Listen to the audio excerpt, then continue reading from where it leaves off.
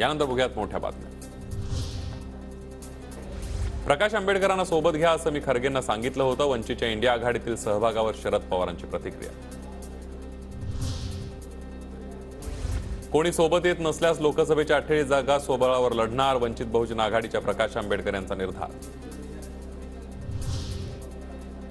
28 तारखेनंतर महाविकास आघाडी आणि वंचितची बैठक घेऊ, जागा वाटपासंदर्भात बोलू, संजय राऊतांची माहिती। मुंबईमध्ये आंदोलनाला येताना वाहनामध्ये कोणत्या वस्तू ठेवायच्या ते सांगू, मुंबईतलं 20 जानेवारीपासूनचं शेवटचं आंदोलन असेल, मनोज जरांगे पाटलांचा सरकारला थेट इशारा।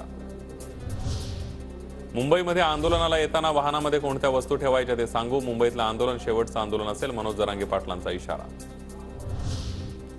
मराठा समाज मुंबईमध्ये धडकणार, आंदोलकांची अडवणूक करणार नाही हे फडणवीसांनी पत्रकार परिषद घेऊन सांगावं, जरांगे पाटलांचं आवाहन। जरांगे पाटलांच्या आजूबाजूचे मित्र पिस्तूलवाले, जालन्यात 200 बेकायदेशीर पिस्तुलांची आयात, मंत्री भुजबळांचा दावा।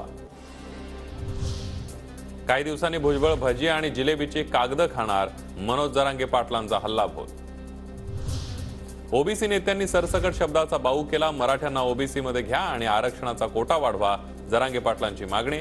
तर मराठा ओबीसींना समान सवलती मिळाव्या, ओबीसी नेते हरिभाऊ राठोडांची प्रतिक्रिया।